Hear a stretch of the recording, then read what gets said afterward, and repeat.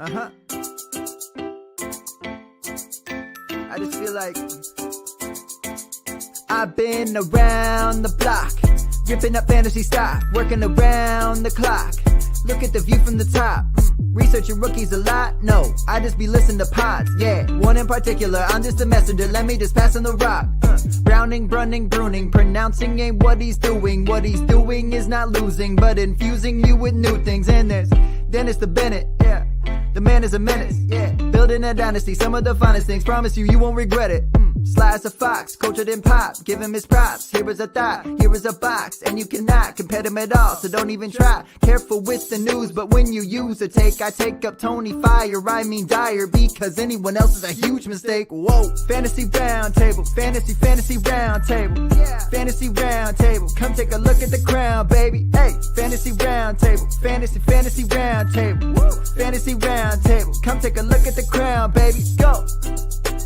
Hello and welcome to another episode of the Fantasy Football Roundtable Podcast. It is Tuesday, and we are continuing with the last of our 8 divisions, and that is the AFC West, saving the Super Bowl champ division for last. We will be talking about the Chiefs and the Raiders today. We will also be talking about some of the latest news from camp, including a retirement of a longtime favorite for Dennis, but this weekend, we went a day earlier so you could hit the minor league baseball circuit. Was it all that it's cracked up to be? Should people be out there on the road?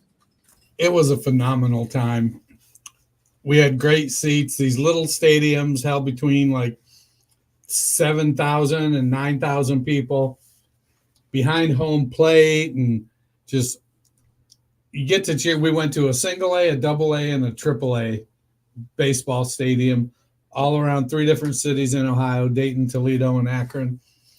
My son was excited. He got a ball cap from every single team. It was a great time. Well, I'm glad you had fun there. It definitely is feeling like the dog days of summer here. When I came in, my car said it was 98, and it definitely felt like 98. But it's summer around the league, and we see a lot of people out there kind of sweating, doing conditioning training. But the conditioning training has ended for one Rashad Penny. He signed a free agent deal to potentially go to Carolina after spending last year on the roster with the Eagles, though not much of a contributor. They placed him on the reserve retired list. I know you loved Penny when he was in Seattle. You always had some high hopes that he'd maybe bounce somewhere. How did it hit you finding out that he has finally called it a career? I think maybe it was probably bigger news to me that he was on the Panthers. We had talked about it a couple of weeks ago. Hey, the real winner here is Miles Sanders. Right. I don't know. Rashad Penny was a guy that, it's kind of like Christian Michael.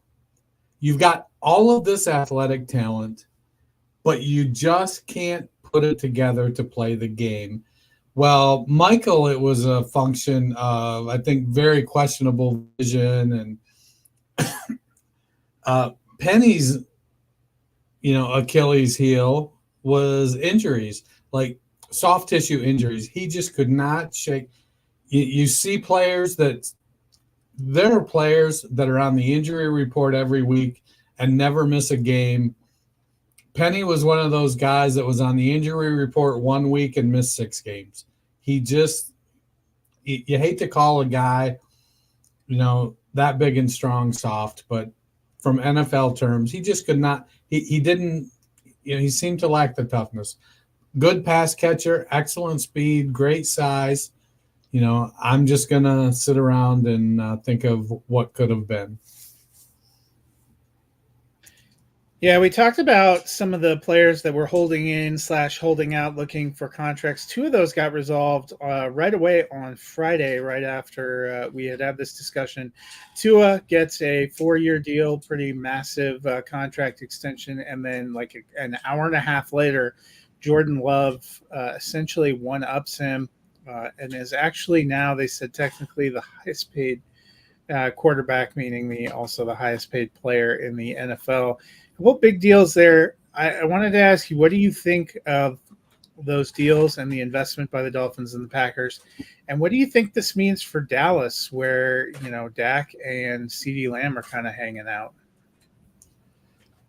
So I like the deal for both the Packers and the Dolphins. The Packers especially, they have a young team.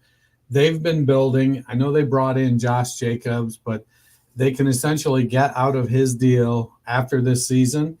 And if Marshawn Lloyd shows anything, they just might. The Packers will need to invest some money in their offensive line. They have a very young receiving group, and it all seems to line up for them to make a push over these next 2 or 3 seasons to get to a Super Bowl. Love played really well last year, and I've got him in a couple spots, and I'm looking forward to seeing what can happen.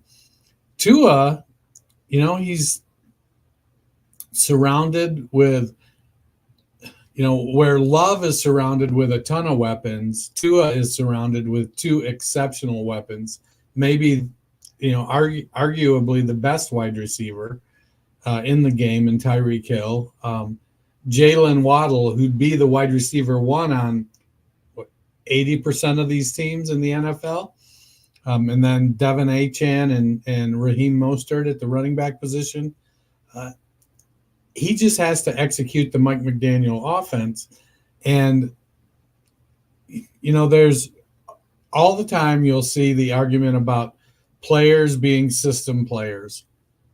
And the truth of the matter is all of them are system players. You see teams that switch to zone blocking schemes, swap out their big, heavy, slow offensive linemen for smaller, quicker offensive linemen. You see teams with running quarterbacks change to a, offense that suits a mobile quarterback with more RPOs and stuff. You see drop back quarterbacks like Kirk Cousins, they build the offensive line around what he can do. So, everything from 3-4 defensive lines to 4-3 defensive lines, it is what it is. So Tua's in a great system.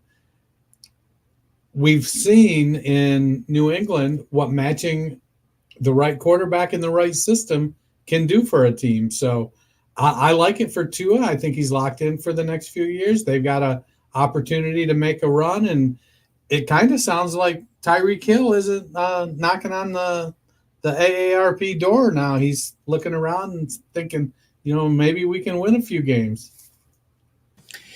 Yeah, and I think both these deals are kind of at where the quarterback market is. I just can't help but wonder if we're going to see, we saw a few years ago, it's always that first contract after rookies, and that's where all these teams are making their decisions now after they've drafted a rookie, and I think that's why we saw everyone in Trevor Lawrence's class, all those first-round quarterbacks got released or traded because the team knew we're not paying these guys. That's not the answer. That's not the answer. But the class that Jordan Love was in, I mean, you have Burrow, Tua, Herbert, Jalen Hurts, Jordan Love. Those guys all got big contracts and all have done something, all except for Herbert. I think all of them have been to the playoffs. I'm pretty sure Herbert got knocked out of that elimination game. But I wonder, we saw with running backs, you had this whole huge group of big deals, and then several of them didn't really pan out, and we saw maybe a little bit of buyer's remorse and some market correction. I think we've already seen one big quarterback extension with Daniel Jones that regret would be a fair word to use to describe their team, especially as we get to watch it play out on Hard Knocks every week. But I'm wondering if there's going to end up being some kind of market corrections, because I just don't see all these guys being able to all take them places, or even that deal. That deal that Deshaun Watson got doesn't even look that bad now. I mean, relatively speaking, compared to the amount of money that's being thrown around. They were talking yesterday on NFL radio. A lot of people balked at Kyler Murray's deal and how much he was getting paid. He's probably like around the midpoint of NFL quarterbacks now. So it's crazy. Somebody said before the offseason they thought by next offseason we will have a $60 million per year quarterback, and I thought that sounded insane. But if Jordan Love, with what has won 10 games in his career, is getting 55 per, I mean, you just have to flow with what the market does. And when you asked about Dallas, so Dak is 31 now, 32 years old. He's trying to get on his third contract, I think. And Dallas is going to have to look at what the options are, and maybe they figure, well, we'll give it a roll for another year or two, so they front load his contract and back load CeeDee Lamb's contract. And I think if I had to pick one player staying in Dallas after this year between the two, it's probably Lamb.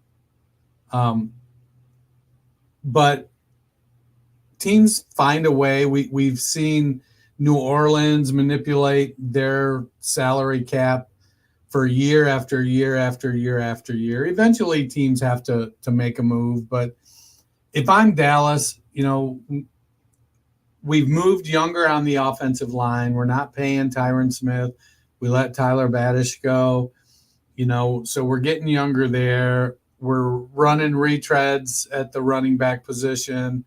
Brandon Cooks ain't making a lot of money. They let Michael Gallup go.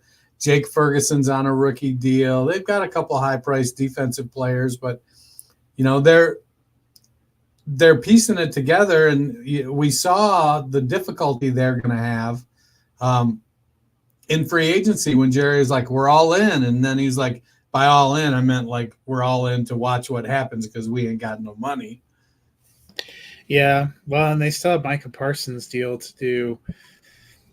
You are correct. Dak is 31. His birthday was yesterday, so happy belated birthday, Dak Prescott. Happy birthday. Hope you're listening. The other piece of news, the other downside of training camp, we get excited to have it, but is injuries. And two teams that I would classify as paper thin at the wide receiver group.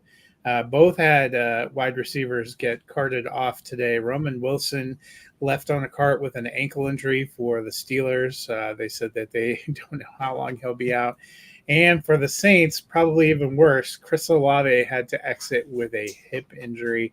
Dennis, I just pulled it up for our reference, what kind of free agent market there still is at receiver, and it is not great at this point in time. Notable free agents that are still available: Hunter Renfrow, Russell Gage coming off that big knee injury, Michael Thomas for the game and a half, he'll be healthy, Jamal Agnew, and Richie James. So what do you think? Should some of these teams be worried? Do you think we're going to see any of those guys get picked up here during camp season? Well, they'll probably get picked up during camp season. I mean, if I'm New Orleans, I'm like praying for Juwan Johnson to get healthy. They've got A.T. Perry. They can slot in on the outside. Different type of receiver than Chris Olave. They've got the deep speed with Rashid Shaheed. So they do have a little bit of depth. Perry did show a little bit last year. Pittsburgh's a little more difficult of a question.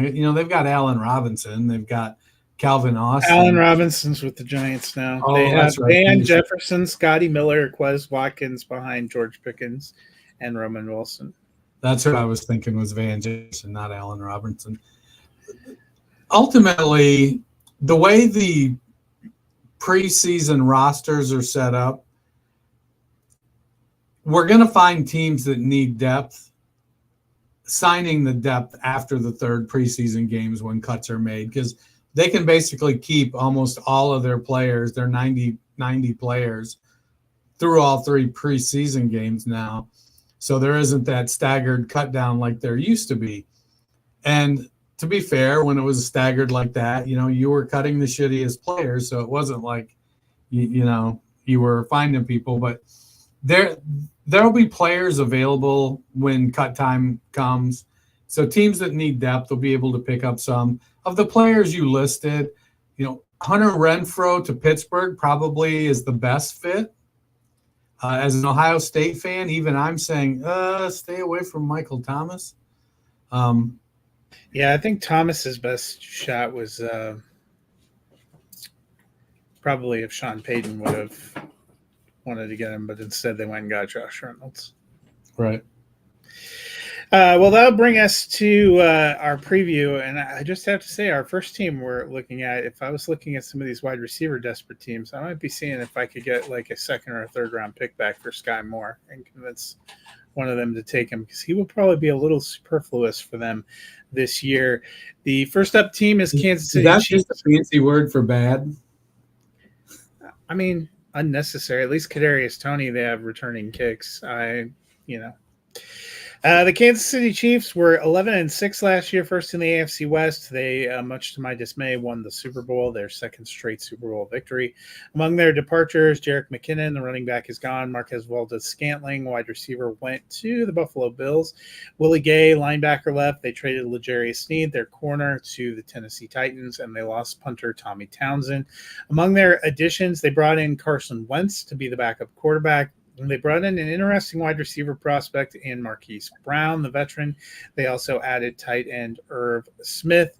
Among their draft picks, they used their first-round pick on Xavier Worthy, a pretty speedy wide receiver out of Texas. They got Kingsley Sumayatia on the line and picked up... Easy for you to say.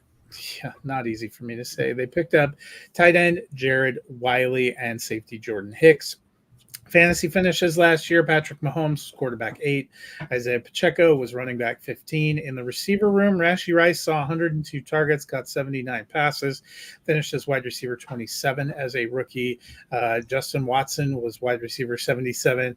Marquez Valdes-Scantling was 106. Sky Moore was 107. Kadarius Toney was 108. I thought there was symmetry in those three guys being back-to-back-to-back in the bad range. Marquise Brown was wide receiver 52 for the Arizona Cardinals. Travis Kelce, rumors of his decline were much ado about nothing, finished as tight end 3, saw 121 targets, caught 93 passes, led the NFL in points per game at the tight end position. Dennis, we know Kelsey's going to be back, seems to be rejuvenated. They are making their push to win 3 straight. They actually have maybe their best receiving core since trading Tyreek Hill away. They have a pretty solid running back. They brought back Clyde Edwards-Helaire for depth. How are you feeling about this Chiefs fantasy prospect? It's easy to just chalk up that Patrick Mahomes is the man and he's going to, rising tide lifts all boats, and think you can just throw anybody out there at wide receiver. He finished as quarterback 8. He had a career low touchdown percentage last year. We saw Kelsey fade a little bit down the stretch, and he had, I'm going to call it a career high interception percentage, because the only year he had a higher interception percentage was his rookie season, and he only played 1 game that year. So he had a career high in interceptions and a career low in touchdowns from a percentage basis. So should we expect that to kind of bounce back a little bit? Yeah, probably. But I think it goes to show that you can't necessarily just take a great quarterback and put, you and me out there at wide receiver and expect he's going to, be a top 2 fantasy quarterback.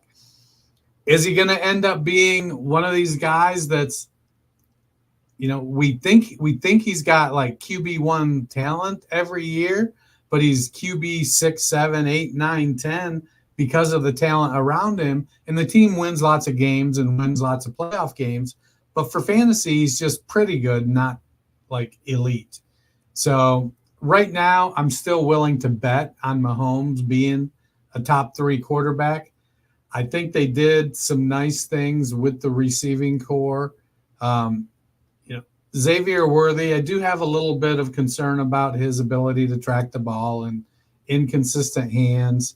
Hollywood Brown, I think we can officially say that the bloom is off the rose there. He's a good player, but I don't think he's a guy that can be the alpha on your team. I think Rashee Rice is probably the closest to that for the Chiefs right now. And, he doesn't have that super dominant size, though he is a tough player. He's about 6 foot 200, which is kind of that new prototype size, the Justin Jefferson, Jamar Chase kind of stuff. But I'm still willing to bet on Mahomes early, but I'm a little bit tepid on the receivers because they spread the ball around a lot. So even, Rice last year was just wide receiver 27 as a rookie. Travis Kelce's still good. Probably for cost, Isaiah Pacheco might be the guy I want to invest in for fantasy. He's getting a little more involved in the passing game. He doesn't have much threatening behind him, Clyde Edwards-Helaire and Deneric Prince.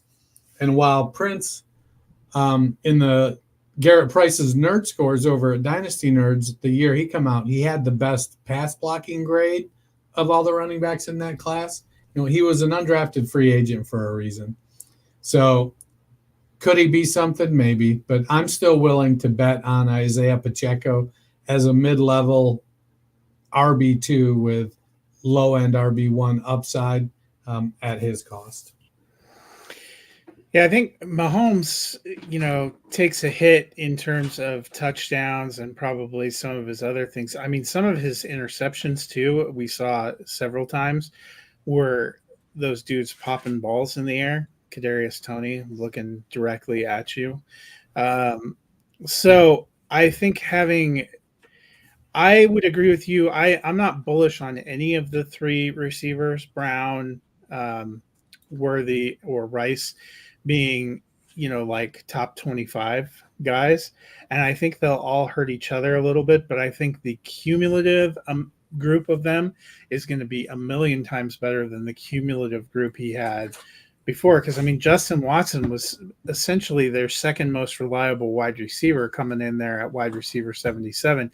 The fact that all of those other guys were back to back to back in the 100 range kind of shows you how much of a struggle bus it was. And Rice, they got him going at the end of the season. My concern about him is probably all this off the field stuff and what is that, going to do. And I think at some point in time, it may well be 25.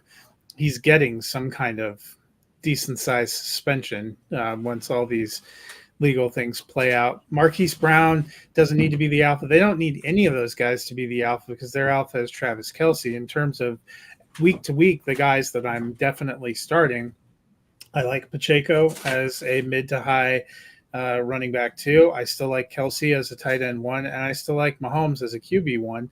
You're right, you could end up with him as QB 7 or QB 8, but I actually think with having a little bit better receivers and with a little bit better energy that they seem to have this year, that you could see him easily go back up into the top 5. I don't know if he's going to be QB1 again, but a down year for him saw him throw for 4,183 yards and 27 touchdowns. That was kind of a down year for him. So I would expect he could end up well over 30 touchdowns again.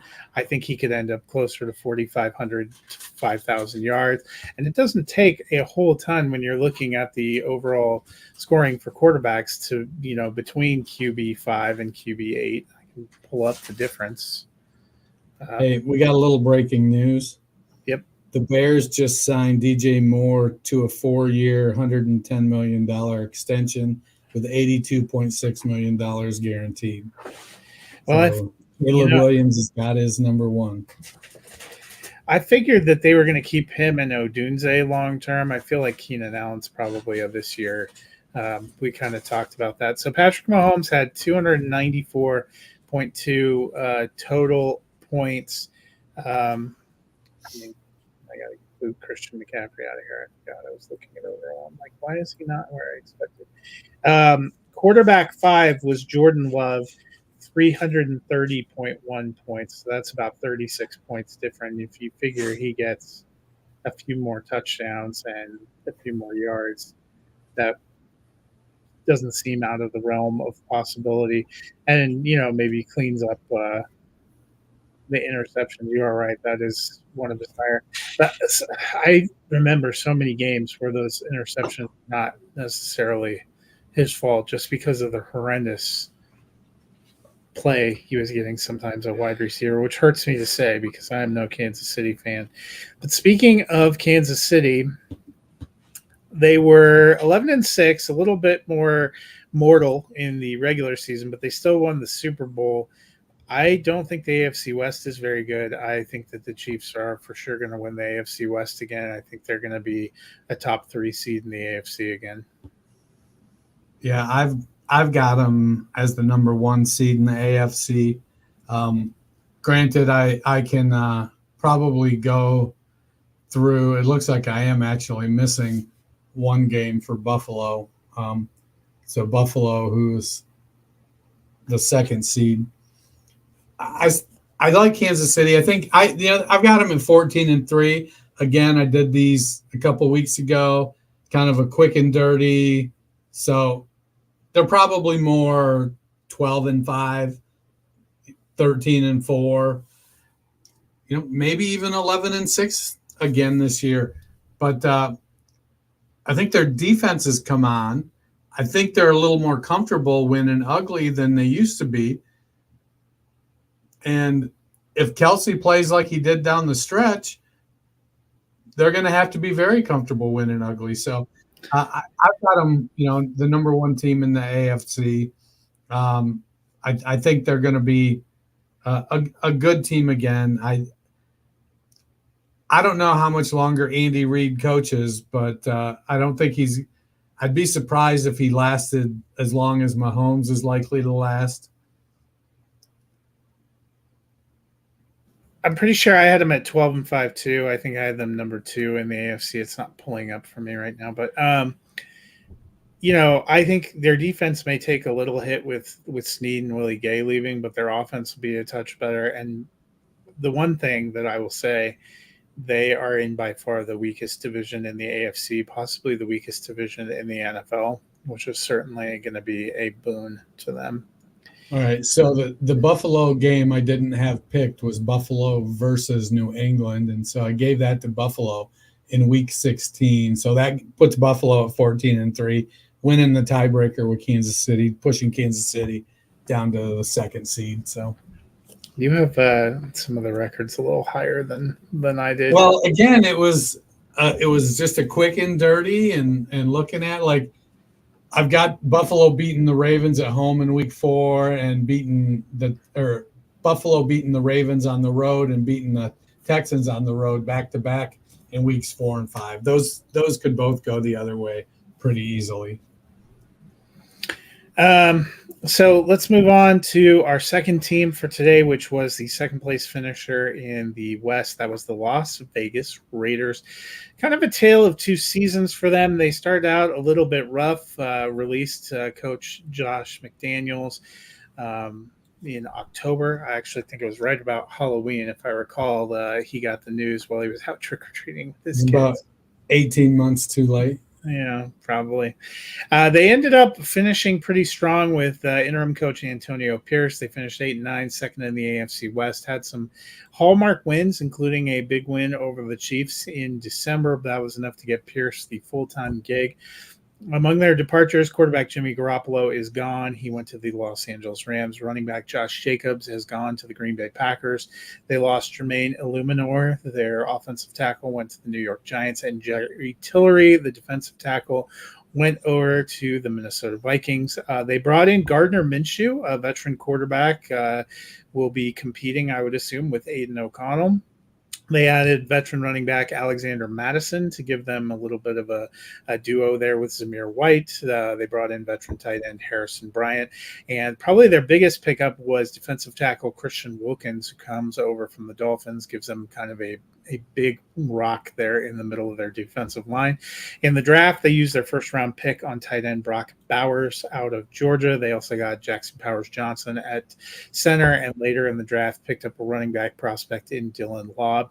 Last year's fantasy finishes: Aiden O'Connell started 10 games, was 5-5, finished as quarterback 28. Jimmy Garoppolo, quarterback 41. Gardner Minshew was actually quarterback 21 for the Colts.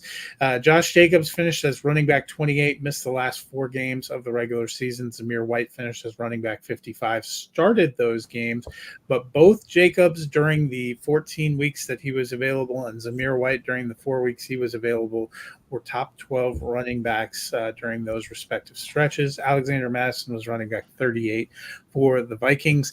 Big wide receiver Devontae Adams was wide receiver 10. Jacoby Myers, a better season than you might have remembered, wide receiver 24. Trey Tucker finished as wide receiver 88. And Michael Mayer, the tight end that they grabbed last year as a rookie, finished as tight end 35.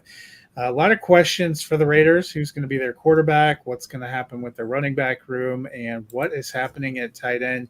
Dennis, probably some of the most fantasy questions of any of the teams we've looked at. How are you feeling about the good old Raiders? It's all going to hinge on what happens with Gardner Minshew and Aiden O'Connell. Can one or both of them, when called upon, be at least a league average level quarterback? I don't know if they can. I think they're going to be battling it out. I feel bad for Antonio Pierce. As hard as he had the team playing, they didn't do anything to give him, I think a legitimate stud at the quarterback position. So, I think we know what Gardner is. Gardner is a flashy guy that, is going to give you a soundbite. Like, he's dollar store Baker Mayfield. And Aiden O'Connell, I don't know that he's any better. I feel like O'Connell earned the right to be the first guy to get a shot at the starting quarterback position based on how he played. But I just don't think he's not an elevator as a talent. So as long as they understand the job, and the job is get the ball to Devontae Adams. Jacoby Myers plays well. They did bring in Jackson Powers Johnson, one of the top-rated interior offensive linemen in the draft. The defense played hard for Antonio Pierce. I went and looked real quick. They actually had the 9th-rated overall defense in the NFL last year. So if they can keep that up and Zamir White can build on his 4-game stretch and allow Alexander Madison to be a change of pace guy, maybe they have, a decent committee backfield. I don't know that I want to be starting either one of those guys. Unfortunately, Zamir White played well enough last year to help Jackie win our show league. But I just don't know if he can do it for 17 weeks. We'll have to see there. I had high hopes for Michael Mayer, but the drafting of Brock Bowers kind of kiboshed that a little bit. We'll have to see with their offensive coordinator, who's that Luke Getsy. Can he be creative with Mayer at tight end and Brock Bowers as weapon X? We'll have to see there. I think that Trey Tucker out of the slot, very surprised where he was picked in the 3rd round, seemed to be a special teams guy all the way and actually provided some deep threat substance for the Raiders. Can he carry that into his 2nd year? I like Brock Bowers as a talent. I think that all of the analytics point to him producing. He was produced as a freshman in college and just never let up. It looks like he should be able to carry that into the NFL. But he plays in that same area where Devontae Adams plays, that short to intermediate. Is there going to be enough space for both of them? And to be fair, Jacoby Myers kind of plays in that area too, because He's not a speedster. So now all of a sudden, between 3 and 10 yards down the field, you've got 3 or 4 guys that are going to be clogging it up. I think Devontae Adams will have a good year. I think Jacoby Myers will be, low end wide receiver 3, maybe wide receiver 4. They should be in the market for a quarterback next offseason that can be a difference maker. Yeah, that's where I'm at too. I think we're going to see both Gardner Minshew and Aiden O'Connell this year, and I'm not bullish on either. I have them both kind of in that quarterback 3 range. I think they're going to end up splitting. I think there's a part of the fan base that, owing to what they saw last year, really wants to see O'Connell get the shot, but he didn't look like he was a great passer. I am a little more bullish maybe on Zamir White than you. I really liked what he did during that. It's fair to wonder if he can keep it going all season, but I actually think he finishes in the running back 2 range, and I still like Adams. I still have him as a wide receiver 1 because I don't really know that it matters who was throwing the quarterback or who was throwing the ball to him. Although I will say, watching that wide receiver series, it was very clear he did not want Jimmy Garoppolo throwing him the ball. I don't know if you've watched that. Yeah, but, I haven't watched it, but I've heard Adams might be the reason Jimmy G's no longer in Las Vegas. I think he's going to end up being fine. I didn't realize how high Myers finished last year, and I don't know what to make of that because I wasn't super bullish on him this year. And I think part of it is he's going to be competing for targets too with 2 tight ends. And I think you're right that him, Mayer, Bowers, anyone else, dump offs to the running back, all going to be competing for a pool of targets that's well behind Devontae Adams, and it's going to cap some of their fantasy upside. I still think Bowers finishes as probably a high-end tight end 2, but I'm not incredibly bullish on the Raiders quarterback, so it's hard to be bullish on many pieces of the passing offense. I kind of feel the same as you do about Bowers. I did draft him as my tight end in one of my current active 22 underdog drafts, but it was more of a portfolio thing, going to spread it out, take a shot here or there. I will say that getting those slow drafts going on underdog and having I took a bunch of money and I just put it all in one contest. Maybe that's going to work out. Maybe it's not, but I'm getting a lot of players. I will say too, I think the deceptive thing with Myers too is Myers obviously was real familiar with Josh McDaniels' offense and was a big player for McDaniels. McDaniels was there through Halloween. In that time span, Jacoby Myers saw double-digit targets 4 times in those 8 games. 13 one week, 10 one week, 12 one week. He saw 10 opening night and 9 receptions for 81 and 2 touchdowns. He only saw double-digit targets once in the time after McDaniels was gone, and he only had 2 of his 8 touchdowns during that period. So that might be why we feel like his stats were a little deceptive, because it did seem like it shifted more to being the Devontae Adams show after that. So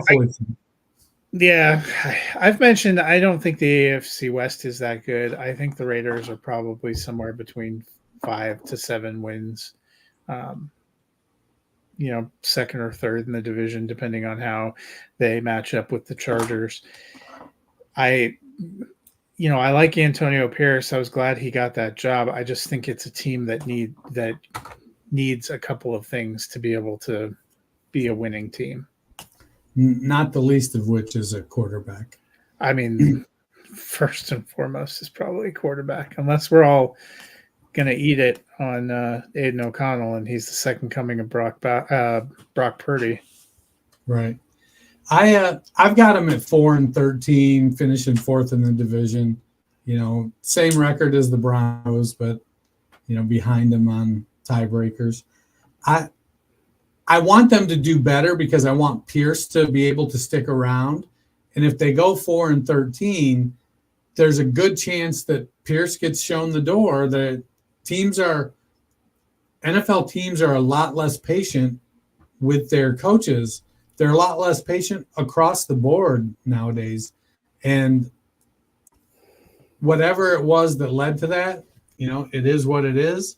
I think we see interim coaches get the head coaching spot on a semi-regular basis, and we regularly see it not work out.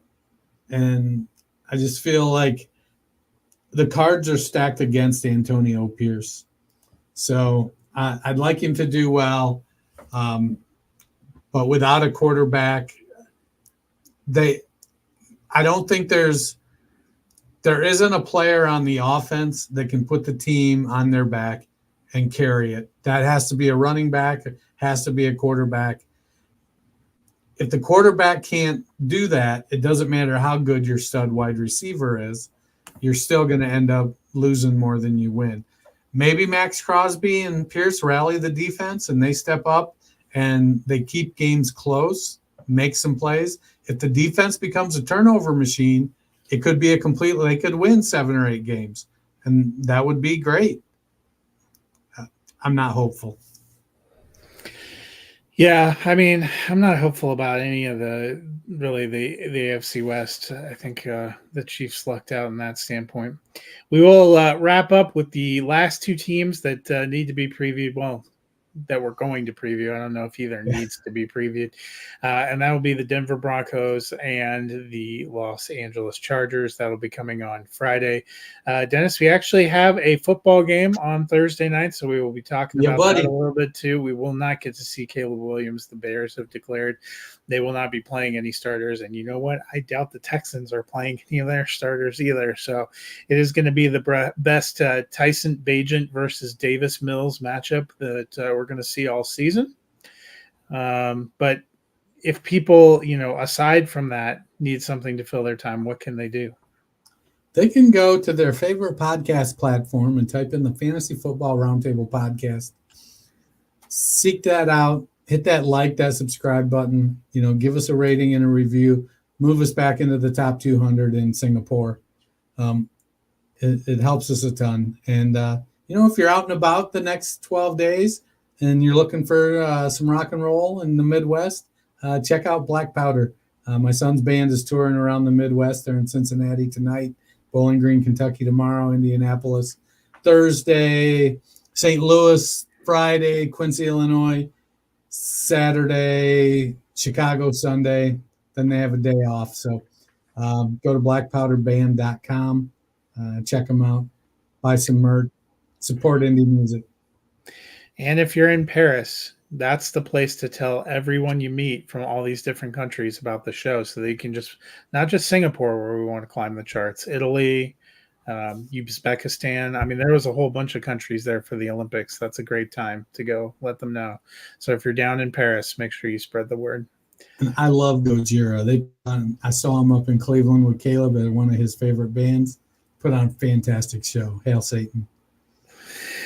Well, with all that, we will see you guys on Friday to finish out the AFC West. Take it easy. Have a